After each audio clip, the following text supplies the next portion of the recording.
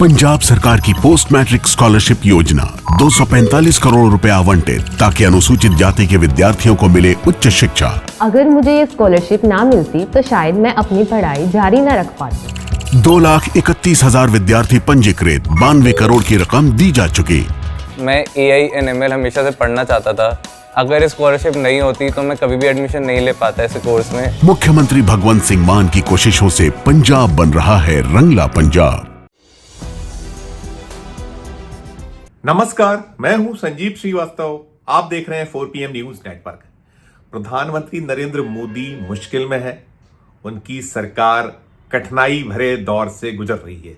यह बात प्रधानमंत्री मोदी और उनका पूरा का पूरा कुनबा जान रहा है और शायद यही वजह है कि मोदी इस वक्त किसी भी तरह के रिस्क लेने के मूड में नजर नहीं आ रहे हैं। और वैसे भी जो हमारे गुजरात के पत्रकार मित्र हैं, साथी हैं, वो बार बार ये कहते हैं कि कुर्सी के लिए नरेंद्र मोदी जी किसी भी हद तक जा सकते हैं और कुर्सी देश की सबसे बड़ी प्रधानमंत्री पद।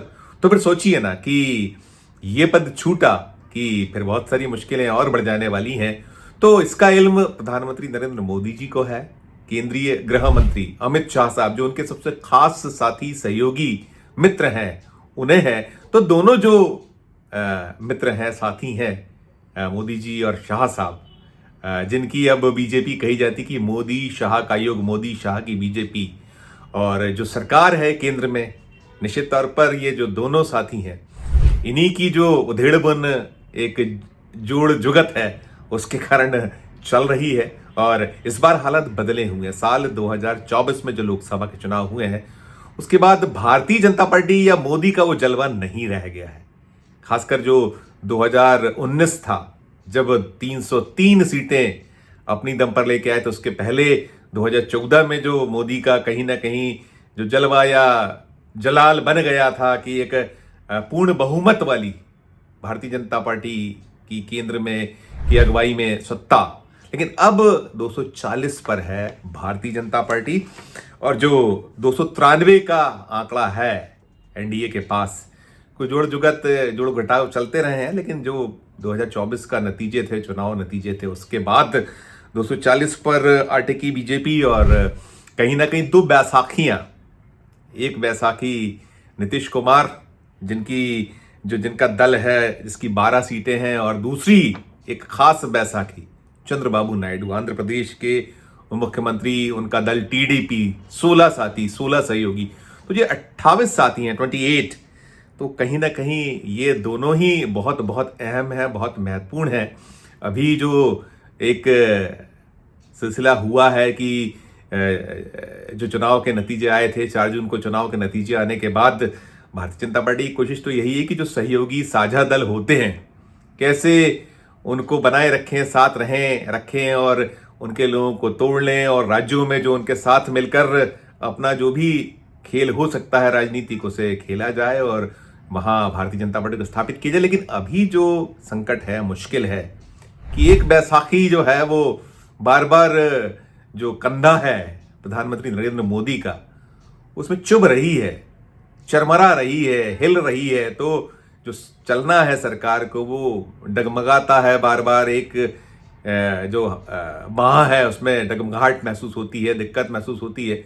तो प्रधानमंत्री नरेंद्र मोदी जो दूसरी बाह है, दूसरी बाह के नीचे बैसाखी है, दूसरी बाह के नीचे, उसको जो कुछ भी खुश करने का काम हो सकता है वो करने में लगे हुए हैं। और वो भी जो बहुत चतुर सुजान बड़े प्लेयर कहते हैं उनको, चंद्रबाबू नायडू साहब, आंध्र प्रदेश के मुख्यमंत्री और जो टीडीपी है उस दल के चीफ, वो उनसे बेहतर राजनीति कोई कर नहीं सकता। और उन्होंने दौर रहा है, जब जैसा अवसर हुआ उसे कैश कराया है। एक दौर में साथ थे, फिर अलग हुए, और ये जो नरेंद्र मोदी या उनका कुनबा है उनको कोसा भी, गालियां भी दी, और नरेंद्र मोदी या उनके कुनबे ने भी चंद्रबाबू नायडू को कोसने और गालियां देने में कोई कोर कसर नहीं छोड़ी थी। और ये वक्त फिर आया, फिर बदला, फिर साथ हैं ये लोग। तो अभी जो ताज़ा हालात हैं, जैसे मैंने कहा, बिहार में नीतीश कुमार जी को कुछ डामाडोल सा देख रहे हैं। वो भी उन्हें मुख्यमंत्री का जो पद है, कुर्सी है, उसका मोह वो छोड़ते नहीं है। वो कोई के साथ हाथ मिलाना हो मिला लेंगे, कुर्सी चाहिए मुख्यमंत्री वाली। और अभी जब इस 2025 में बिहार में चुनाव हैं और निगाह नज़र तिरछी है भारतीय जनता पार्टी, जिन्हें अब तो चाणक्य कहती है अमित शाह साहब की, वो हाथ नहीं आ रहे हैं। तो नीतीश कुमार अपना खेल खेल रहे हैं, वो 2 कदम आगे 2 कदम पीछे। कभी कहते हैं कि जो गलती थी वो हो गई, कभी कहते हैं कि अब नहीं करेंगे, और फिर कभी जाके वो जो लालू प्रसाद यादव के पुत्र हैं तेजस्वी, उन्हें कभी सिर पर हाथ फेरते हैं, कभी जो है अपना ऐसे बयान या ऐसे संकेत देते हैं कि जो चचा हैं फिर गए, फिर यहां से वहां होगा, गयाराम हो सकते हैं, बार बार खबरें आती हैं ऐसी।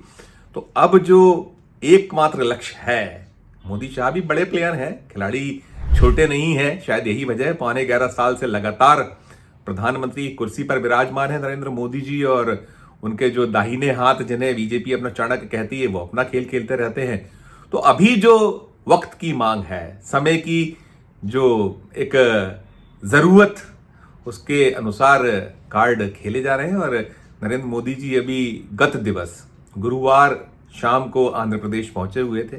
प्रधानमंत्री की जो कुर्सी तीसरी मर्तबा संभाली है साल 2024 में, उसके बाद आंध्र प्रदेश का उनका पहला दौरा था। वहां उन्होंने रोड शो भी किया। रोड शो में बाकायदा एक तरफ चंद्रबाबू नायडू साहब और दूसरी तरफ उनके जो एक डिप्टी सीएम पवन कल्याण, दोनों को लेकर उन्होंने नापा वो इलाका। आंध्र प्रदेश पहुंचने के बाद विशाखापत्तनम पहुंचे हुए थे वो, और तमाम जो घोषणाएं हैं, जो जैसे कि एक शैली, एक सिलसिला उनका होता है, खोल दिया खजाने का मुंह, जो भारत सरकार का खजाना है, जिसपे अब कहा जा रहा है कि 225 लाख करोड़ से ज़्यादा का कर्ज हो चुका है, और भारत की सरकार भी तिल तिल कर्ज में डूबती चली जा रही, डूबी हुई है। भले ही मोदी कहे देश को दुनिया की 5वीं और तीसरी इकोनॉमी बनाकर ही दम लेंगे, और 2047 का वो एक सपनों के भारत में वो ले जाने को तैयार हैं। तमाम दावे वादे हो रहे हैं, लेकिन इन सब के बीच बैसाखी नंबर 1 तो मैंने कहा वो नीतीश कुमार वाली वो चुभ रही है एक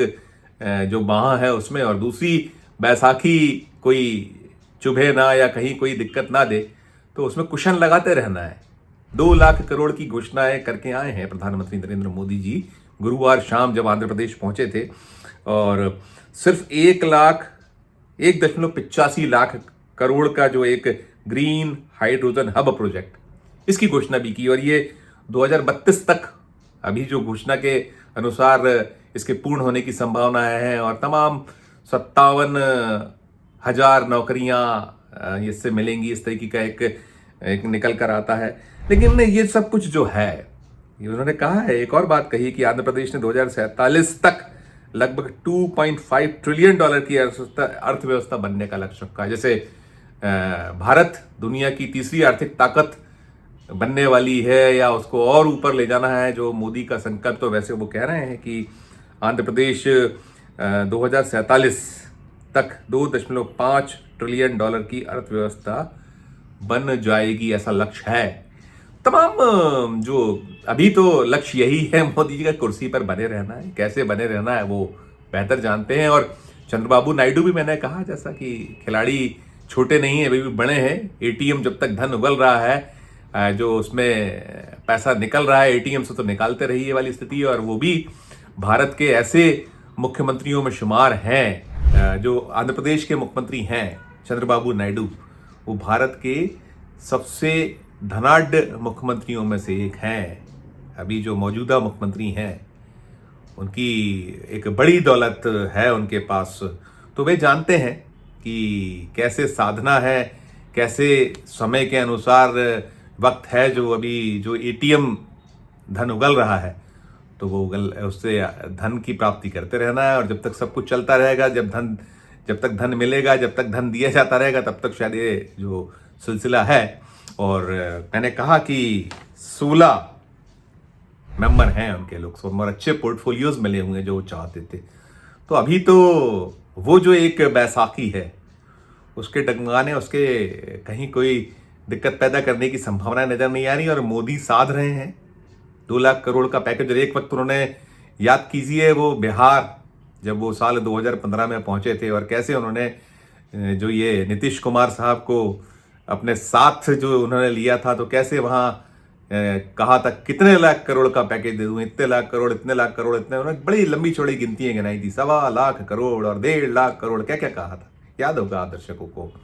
लेकिन यही तो है मोदी की अदा, मोदी का अंदाज जो है जुदा, कैसे वक्त पड़ने पर जो निकालना है सामने वाले से काम, वो कोई सीखे तो मोदी से सीखे। और अभी लगता नहीं है कि कोई संकट, कोई दिक्कत, ये जो एक दूसरी वाली बैसाखी है, यदि नीतीश कुमार साहब कुछ डगमगा रहे हैं तो ठीक है, उनको साधे रहना है। और जो नंबर है वो नंबर यदि ये चचा जान कुछ इधर उधर हो भी जाए तो सरकार को संकट नहीं, क्योंकि करिश्माई आंकड़ा तो 272 का है और 293 का एनडीए का नंबर है। 12 अगर निकल भी जाए तो वो जो करिश्माई आंकड़ा है सरकार में बनने के लिए वो पर्याप्त है। तो कुल मिलाकर खेल हो रहा है, चल रहा है, और क्या आगे होगा सामने आता रहेगा। और मैंने कहा ना कि ये तो सब एक से बढ़कर एक है, कि कोई छोटा मोटा नहीं है।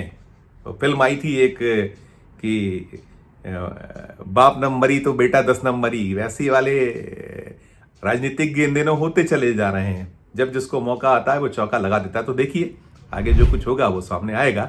अभी तो लगता है कि मोदी ने चंद्रबाबू नायडू जी को साधने के लिए एक दांव खेल दिया है। वो दांव कब तक, कितने दूर तक, देर तक इस सरकार को बचाए रहने के लिए काम आएगा, वो बहुत जल्दी, बहुत शीघ्र या वक्त आने पर सामने आ जाएगा। इस वीडियो में फिलहाल इतना ही।